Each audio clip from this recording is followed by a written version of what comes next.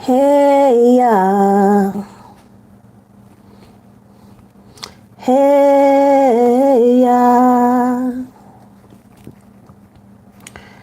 Heyyyy.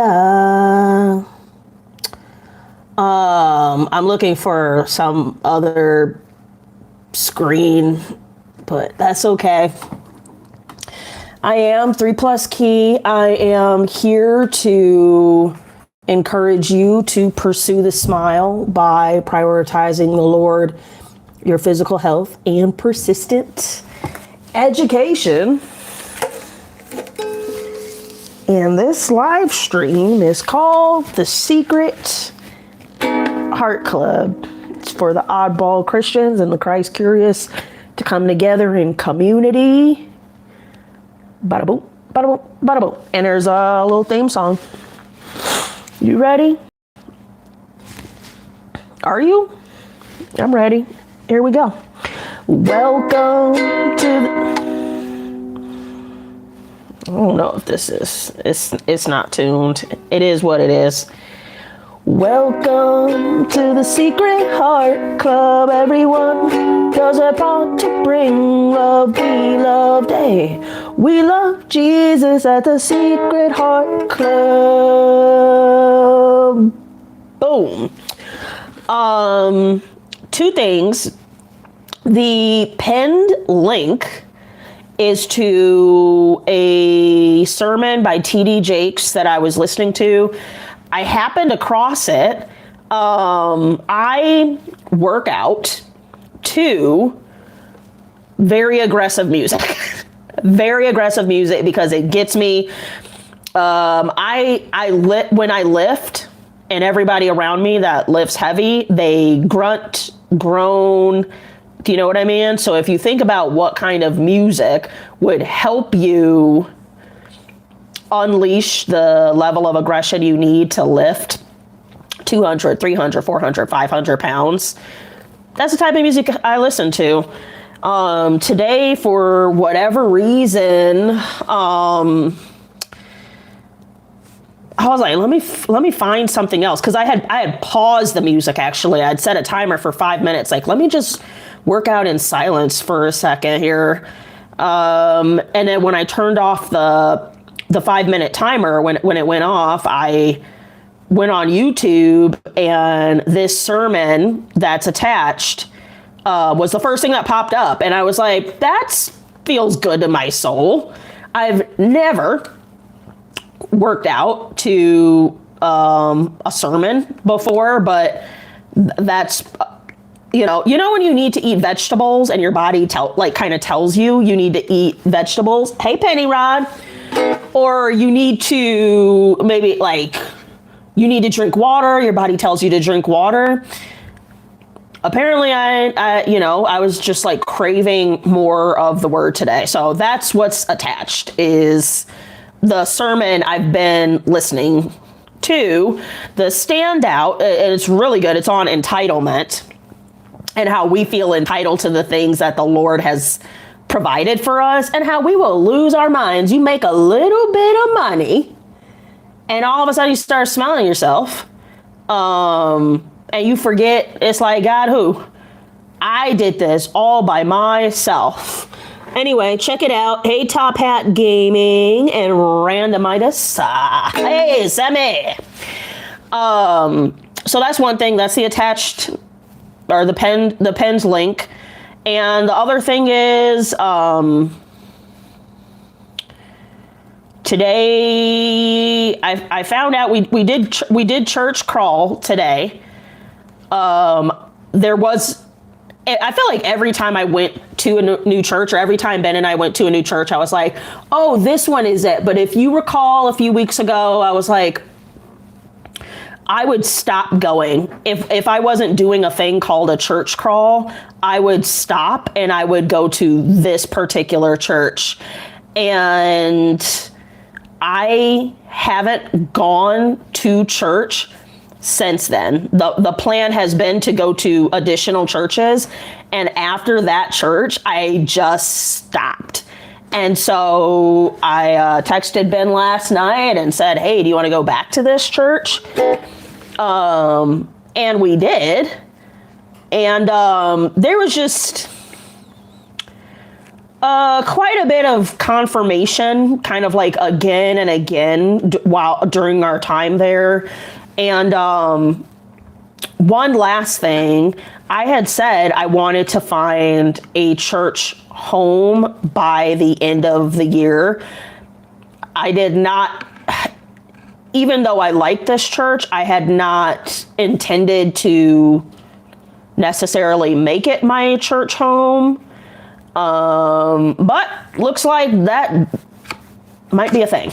That might happen. So there's not another church I want to go to.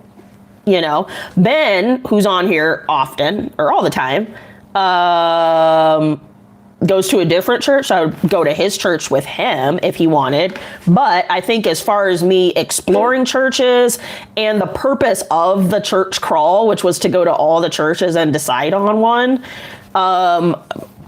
it would appear that decision was made weeks ago. You know what I mean? So that's cool. And for that reason and for my own privacy, I won't be telling you we'll go over the sermon today, but I won't be telling you what the church is.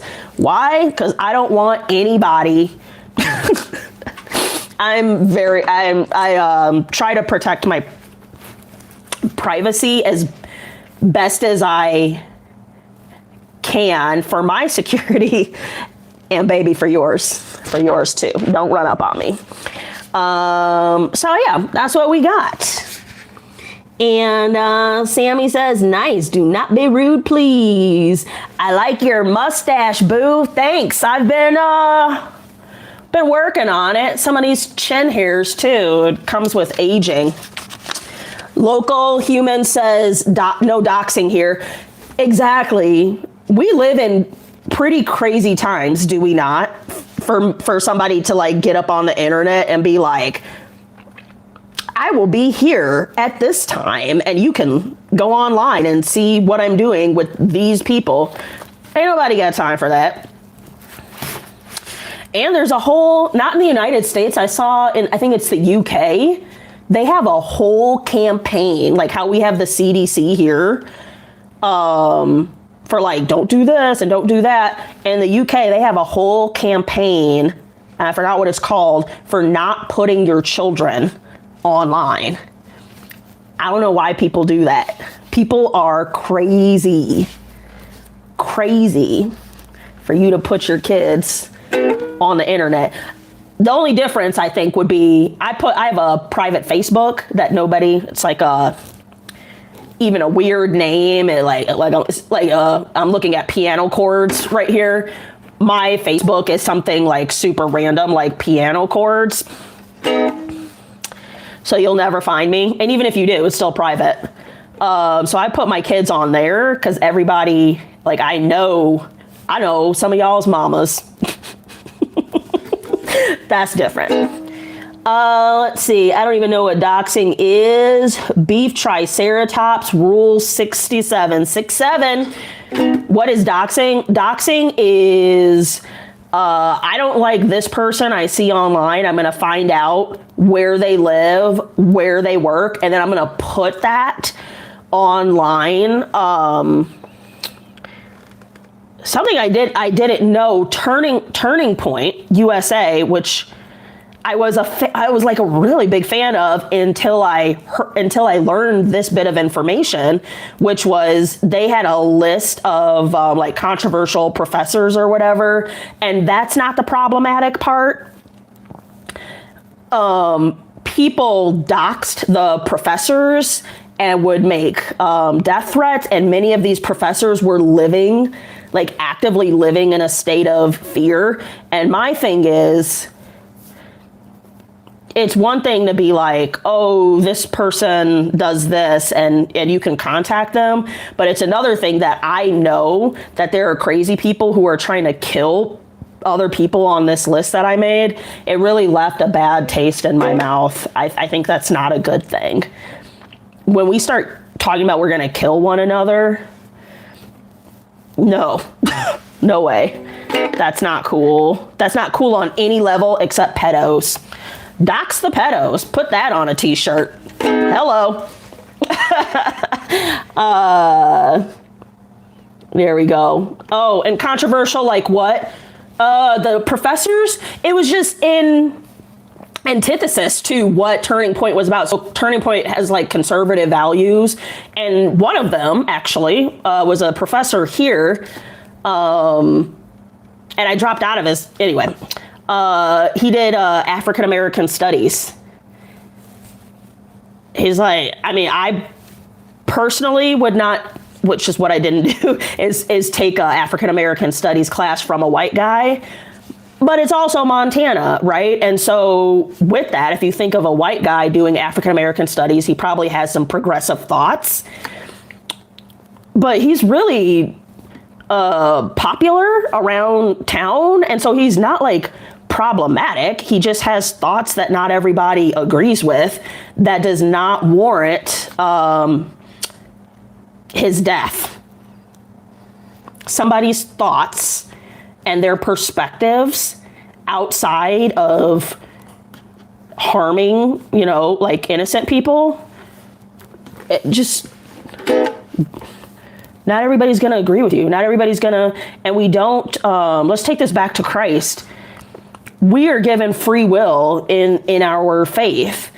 If God made us believers, like, if God was like, no, you will not fornicate and you will your parents at all times. Like, if God made us do these things, isn't that like a form of slavery? That's like slavery, like forced. No, but you don't want to live like that, right?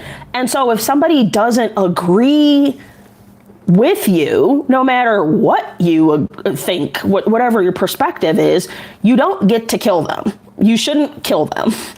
Go to a different country because they do that elsewhere, but we don't do that here. So that's what doxing is, and that's what I think about all of that. You know what I mean? And I really don't want to be tied to an organization that promotes killing people that think differently than you.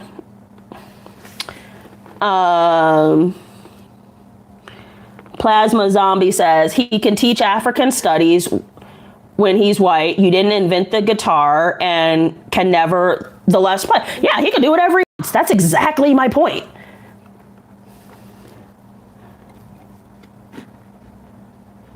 Yeah, that's exactly my point. I don't have to participate in what you've got going on, but I don't get to kill you because I disagree. I don't get to, can we not do that, at least in this country, you know? All right, here we go, guys. The sermon was pretty fire. It was on Matthew 20. It says, oh no, I got it. Matthew 20:29 through 21:17.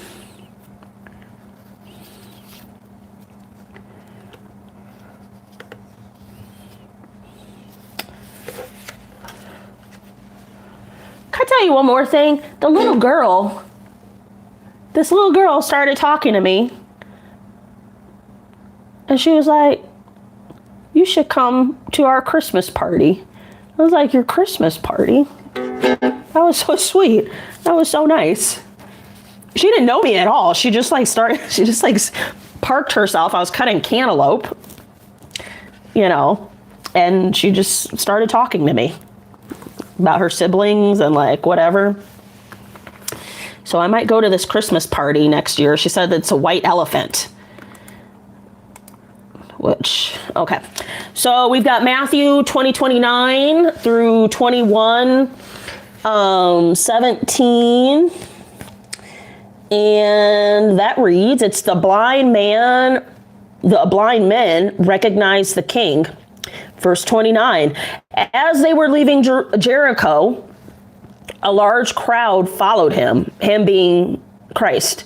And 2 blind men sitting by the road, hearing that Jesus was passing by, cried out, "Lord, have mercy on us, Son of David." The crowd sternly told them to be quiet, but they cried out all the more, "Lord, Son of David, have mercy on us." And Jesus stopped and called them and said, "What do you want me to do for you?" They said to him, "Lord, we want our eyes to be opened." Moved with compassion, Jesus touched their eyes, and immediately they regained their sight and followed him. The triumphal entry, chapter 21. When they had approached Jerusalem and had come to Bethphage at the Mount of Olives, then Jesus sent 2 disciples, saying to them, "Go into the village opposite you, and immediately you will find a donkey tied there and a colt with her. Untie them and bring them to me. If anyone says anything to you, you shall say, 'The Lord has need of them,' and immediately he will send them." This took place to fulfill what was spoken through the prophet, and as the prophet Zechariah. "Say to the daughter of Zion, behold, your king is coming to you, gentle and mounted on a donkey, even on a colt, the foal of a beast of burden." Well, there's a lot of cool things about the way the Lord gave us his word, but one of the highlights for me are all the prophecies in the Old Testament. Like, that's super random, right? Like a donkey and a colt. And not only that, but behold, your king is coming to you, gentle and mounted on a donkey. So we've got the donkey and the colt, but I'm telling you, this guy is going to show up on a donkey. Like, what? You know? And then that's what's happening. The disciples went and did just as Jesus had instructed them, and brought the donkey and the colt and laid their coats on them, and he sat on the coats. Most of the crowd spread their coats in the road, and others were cutting branches from the trees and spreading them in the road. The crowds going ahead of him and those who followed were shouting, "Hosanna." Who's Hosanna? You know, the American English accent. Let's do Hosanna. That sounds nicer. "Hosanna to the Son of David. Blessed he who comes in the name of the Lord. Hosanna in the highest." When he had entered Jerusalem, all the city was stirred, saying, "Who is this?" And the crowds were saying, "This is the prophet Jesus from Nazareth in Galilee." The cleansing of the temple is when we'll turn it up a notch. I'm going to turn it up a notch. The cleansing of the temple. This is chapter 21, verse 12. "And Jesus entered the temple and drove out all those who were buying and selling in the temple, and overturned the tables of the money changers and the seats of those who were selling doves. And he said to them, 'It is written, my house shall be called a house of prayer, but you are making it a robber's den.' And the blind and the lame came to him in the temple, and he healed them. But when the chief priests and the scribes saw the wonderful things that he had done, and the children who were shouting in the temple, 'Hosanna to the Son of David,' they became indignant and said to him, 'Do you hear what these children are saying?' And Jesus said to them, 'Yes. Have you never read, out of the mouth of infants and nursing babies you have prepared praise for yourself?' And he left them and went out of the city to Bethany and spent the night there."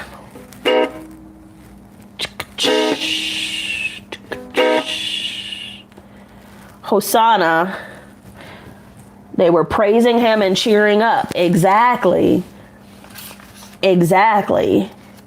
So that's the scripture that we went through today, and there were 3 different places. There were Jericho, hey, Jerusalem, ha, and the temple. Whoop, whoop.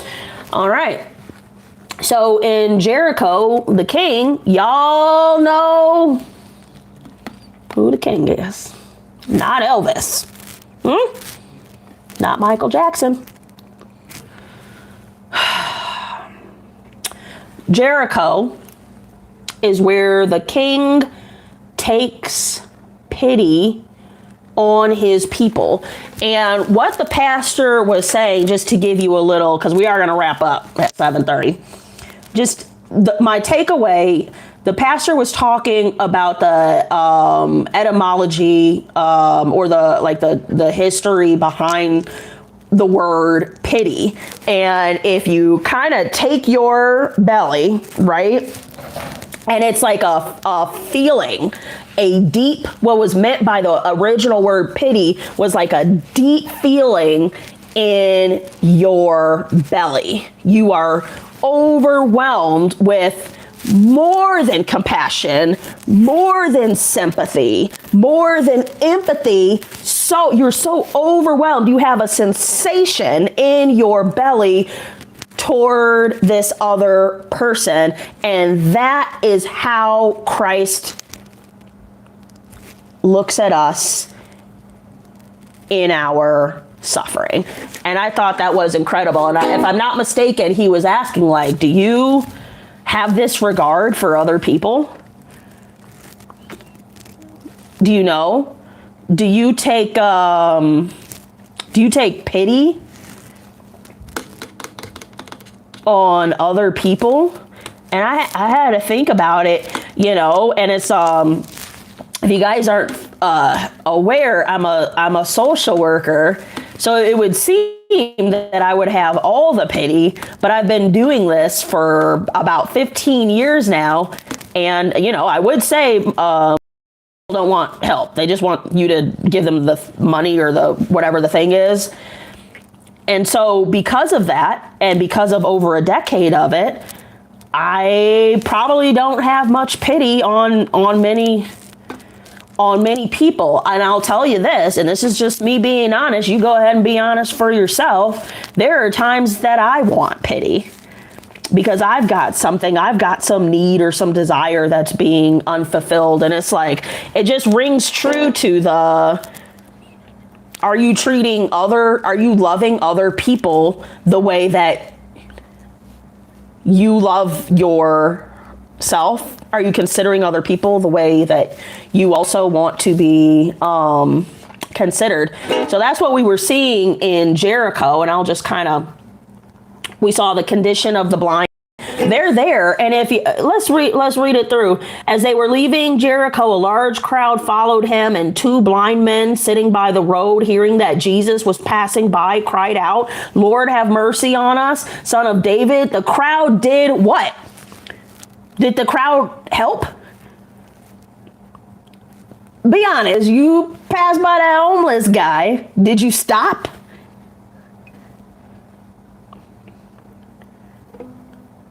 The bell at Walmart, ring-a-ling-ling, Salvation Army, did you put a coin in?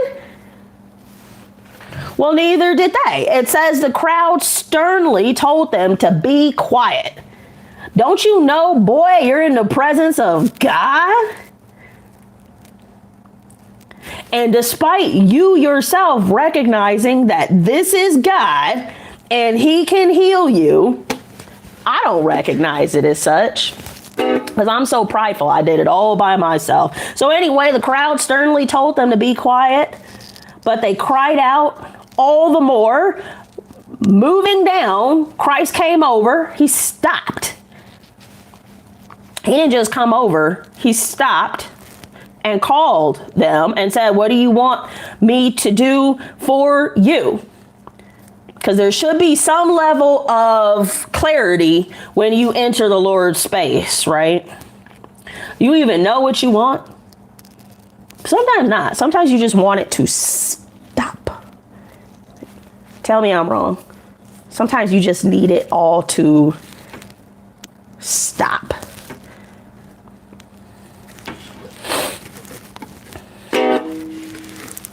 What do you want me to do for you? They said to him, Lord, we want our eyes to be opened. Moved with compassion, Jesus touched their eyes, and immediately they regained their sight, and then they sat there some more. Is that what it said? No. Immediately they regained their sight, and they followed him.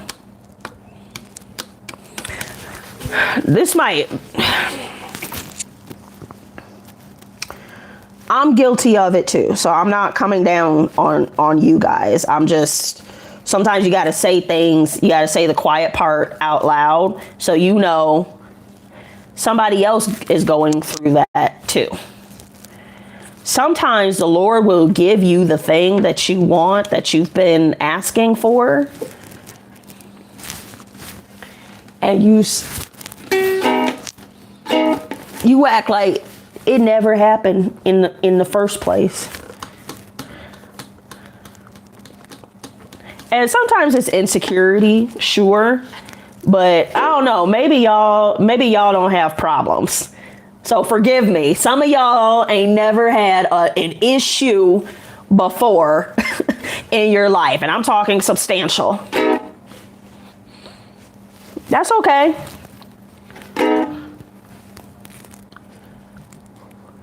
You haven't needed the Lord to come in and advocate for you, get you off that charge, help raise these kids, get your relationship together, get your work caught up because you're about to get fired. Y'all ain't never asked the Lord for nothing. You don't know about that, apparently. But some of us do. And so the question is, what are you going to do when the Lord takes the Satan's foot up off your neck? Well, what these blind men did was they regained their sight and they followed him. Okay? Well, I'm gonna let y'all go. Trying to keep this at 30 minutes. And we will do, historically, we'll go through these sermons forever. I think the last time we broke a sermon down in 6 days. That's not what's happening. I just want to share with you what we had going on. Matthew 20:29 through 21:17. I want to encourage you guys, if you don't have a home church, just start the process. And the Lord, some people say, like, the Lord knows my heart, and they say it to kind of like as a cop-out. Like you just said something crazy disrespectful, and then you follow it up with, but the Lord knows my heart. Lord knows where I was. No. Charlotte, you shouldn't have said that, right? Also, your walk with him, I want to encourage you to, just take a step. This space is not at all a replacement for church, but you're more than welcome to come here, 7 p.m. standard time. Every night. There might be a little church on the corner. Go ahead, check that one out. I attached this sermon with TD Jakes. He's also very controversial. People don't, he's not I've heard like a really strong push to call TD Jakes a prosperity preacher. I can't see it. Like, I think everybody, like, Ben and I went to a church maybe a couple months ago, and the pastor said something about like blessings, and I was like, oh, prosperity, and it's like, no, that was just, and the Lord does want to bless you.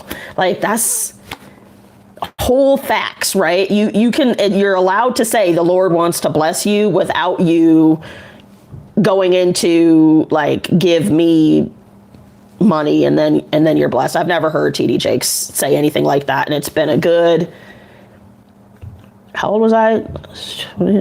I've been listening to his sermons for 14 years and I've never heard anything like that. So all the same, some people don't like him. Go find somebody you do like. Get in the word, my guy. Get in the word. Turn up with the Lord. Okay. Yeah, I'll see you guys tomorrow, 7 p.m. Mountain Standard Time. I am 3+Kei. I'm here to encourage you to pursue the smile by prioritizing the Lord, your physical health, and persistent education. Did I have to sing that? No. Will I talk to you later? Absolutely.